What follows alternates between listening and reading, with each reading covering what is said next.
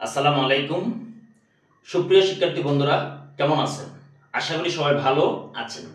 আমার any English and technology learning YouTube চ্যানেলের পক্ষ থেকে সবাইকে স্বাগতম। আপনারা যদি আমার চ্যানেল নতুন হয়ে থাকেন তাহলে অবশ্যই একটি রিকোয়েস্ট করব, আমার চ্যানেলটি সাবস্ক্রাইব করবেন, লাইক কমেন্ট এবং শেয়ার দিবেন। আপনারা নিশ্চয়ই অবগত আছেন যে আমি প্রতিদিনই ইংলিশ এবং ডিজিটাল প্রযুক্তির উপর কোনো না কোনো ক্লাস দিয়ে থাকি। আজকেও আপনাদের জন্য একটি ক্লাস নিয়ে এসেছি। আজকে আপনাদেরকে একটি বিষয় পরিষ্কার করব। অনেকে আমরা এই বিষয়টা জানি না। আমরা জানি প্রেজেন্ট ইনডিফিনিট টেন্স এবং অ্যাসার্টিভ সেন্টেন্স। আমরা যখন ইংরেজিতে গ্রামার পড়ি তখন আমরা একটা সময়ে পড়ি টেন্স, আরেকটা সময়ে পড়ি সেন্টেন্স। তাহলে অ্যাসার্টিভ সেন্টেন্স আর প্রেজেন্ট ইনডিফিনিট টেন্স মূলত কি এবং এটার মধ্যে কি পার্থক্য আছে সেটা আজকে আমরা জেনে নেব। তো লক্ষ্য করেন, প্রেজেন্ট ইনডিফিনিট টেন্স অর্থাৎ যে সেন্টেন্সের অর্থ দ্বারা বর্তমানে কোনো কাজ হয় বা ঘটে তাকে বলা হয় প্রেজেন্ট ইনডিফিনিট টেন্স। এইবার লক্ষ্য করেন স্ট্রাকচার বা গঠন। প্রেজেন্ট ইনডিফিনিট টেন্স এর গঠন হচ্ছে subject plus verb plus object plus extension. এইবার আসেন আমরা জেনে নেব অ্যাসার্টিভ সেন্টেন্স। যে সেন্টেন্সের অর্থ দ্বারা কোনো বিবৃতি বা বর্ণনা প্রকাশ পায় তাকে অ্যাসার্টিভ সেন্টেন্স বলে।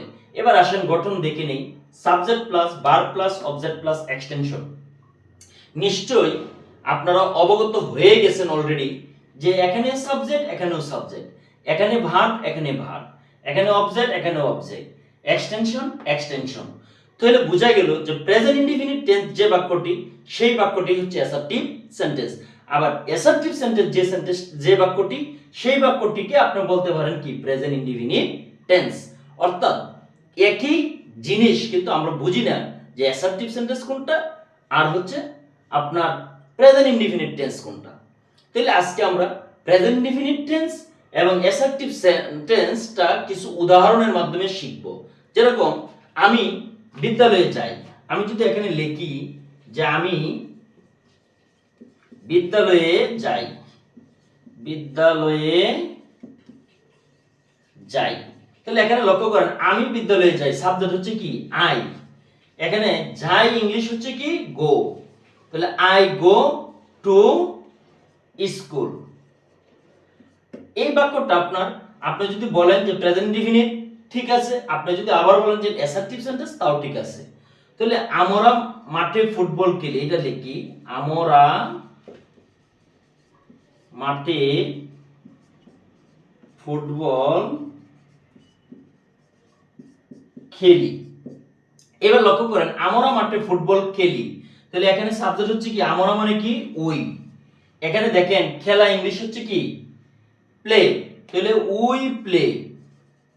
তাহলে আমরা কি লিখলাম সাবজেক্ট লিখলাম, এরপরে লিখলাম কি ভার্ব। এখানে দেখেন সাবজেক্ট প্লাস ভার্ব, তাহলে ভার্ব। এরপরে অবজেক্ট আমরা মাঠে ফুটবল খেলি। ক্রিয়াকে কি বা কাকে দ্বারা প্রশ্ন করলে যে উত্তর আসে তাকে বলা হয় অবজেক্ট। তাহলে আমরা মাঠে ফুটবল খেলি, আমরা মাঠে কি খেলি ফুটবল। তাহলে we play football, we play football. কোথায় খেলি in the field, in the field, in the field. তাহলে এখানে উইটা হচ্ছে সাবজেক্ট, প্লেটা হচ্ছে ভার্ব, ফুটবল হচ্ছে আপনার অবজেক্ট, ইন দ্য ফিল্ডটা হচ্ছে আমার এক্সটেনশন। তারা একটি কবিতা লিখে,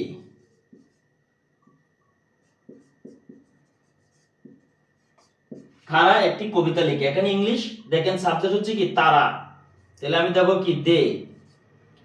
কবিতা লিখে, লিখা ইংলিশ হচ্ছে কি রাইট, এটা হচ্ছে আপনার ভার্ব, তাহলে দে রাইট, দে রাইট। তারা লিখে, কি লিখে একটি কবিতা, তাহলে a poet, a poem, a they write a poem. তারা একটি কবিতা লিখে। আমরা আমরা পুকুরে পুকুরে সাঁতার কাটি,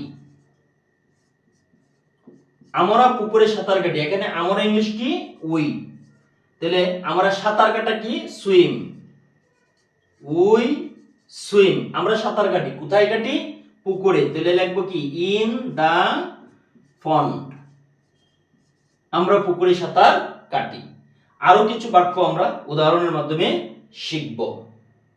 মেয়েটি বই পড়ে, এখানে মেয়েটি হচ্ছে কি দি গার্ল, দি গার্ল মেয়েটি, তাহলে বই পড়ে, পড়া ইংলিশ কি রিড, তাহলে আমি লিখবো কি রিড। এখানে একটা জিনিস লক্ষ্য করবেন, সাবজেক্ট যদি থার্ড পারসন সিঙ্গুলার হয় তাহলে আপনার ভার্বের সাথে এস বাই এস যোগ করতে হয়, সেটা প্রেজেন্ট ইনডিফিনিট টেন্স হোক আর অ্যাসার্টিভ সেন্টেন্সেই হোক। তাহলে দি গার্ল এখানে আমরা কি দেব reads, the girl reads book, reads বুক।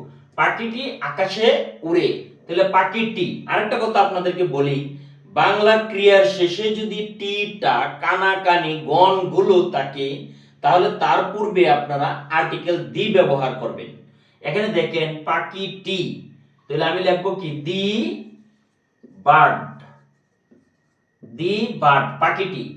উড়ে, উড়া ইংলিশ কি ফ্লাই, তাহলে আমি দেব কি ফ্লাই। এখানে একটা এস দেব, কারণটা হচ্ছে পাখিটি থার্ড পারসন সিঙ্গুলার, তাহলে দি বার্ড ফ্লাইস, পাখিটি উড়ে, কোথায় উড়ে আকাশে, তাহলে আমি লিখবো কি ইন দা স্কাই, পাখিটি আকাশে উড়ে। বাংলাদেশ একটি সুন্দর দেশ, তাহলে আমি লিখবো কি বাংলাদেশ,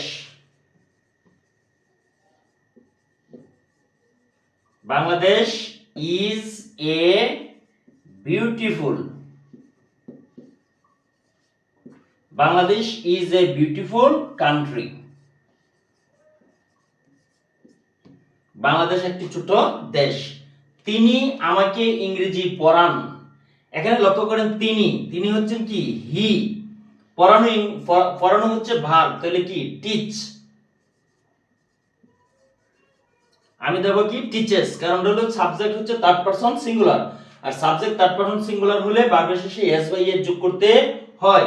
তাহলে হি টিচেস, তিনি পড়ান, he teaches me, he teaches me, তিনি আমাকে পড়ান, কি পড়ান ইংরেজি, he teaches me English, he teaches me English, তিনি আমাকে ইংরেজি পড়ান। এখনো যারা আমার চ্যানেলটি সাবস্ক্রাইব করেননি তারা অবশ্যই আমার চ্যানেলটি সাবস্ক্রাইব করুন, লাইক কমেন্ট এবং শেয়ার দিবেন। কামাল একজন ভালো মানুষ, তাহলে এখানে আমি লিখবো কি কামাল, কামাল হয়, হয় বলতে বোঝায় কি ইজ, কামাল ইজ এ, এরপরে দেখো কি ভালো মানুষ, এখানে লিখবো গুড, এরপর লিখবো ম্যান, কামাল একজন ভালো মানুষ, Kamal is a good man. আপনারা এইভাবে কি করতে পারবেন ইংরেজি চর্চা করতে পারেন, আস্তে আস্তে দেখবেন যে একদিন আপনারা ভালো ইংরেজি বলতে পারবেন এবং শিখতে পারবেন। সে একজন সৎ মানুষ, তাহলে এখানে সে বলতে আমি দেব কি হি, ইজ হয়, তিনি হন, একজন মানে এ, এন, হি ইজ এন, সৎ মানুষ হচ্ছে honest, he is an honest man, তিনি একজন সৎ মানুষ। তুমি মাঠে ধান কাটো, এখানে সাবজেক্ট হচ্ছে কি তুমি, তাহলে আমি ব্যবহার করব কি সাবজেক্ট হচ্ছে তুমি মানে কি ইউ, কাটা ইংলিশ কি কাট, তাহলে আমি লিখবো ইউ কাট, তুমি কাটো, কি কাটো ধান, ধান ইংলিশ হচ্ছে কি ফেডি, ইউ কাট ফেডি, কোথায় কাটো মাঠে, তাহলে লিখবো ইন দা ফিল্ড, তুমি মাঠে ধান কাটো। আপনারা কি করতে পারেন এইভাবে অ্যাসার্টিভ এবং প্রেজেন্ট ইনডিফিনিট টেন্স চর্চা করতে পারেন, ছোট ছোট বাক্যের মাধ্যমে আপনারা সহজেই অ্যাসার্টিভ সেন্টেন্স এবং প্রেজেন্ট ইনডিফিনিট টেন্স শিখতে পারবেন। সবাইকে ধন্যবাদ দিয়ে আমি এখানেই শেষ করছি। আল্লাহ হাফেজ।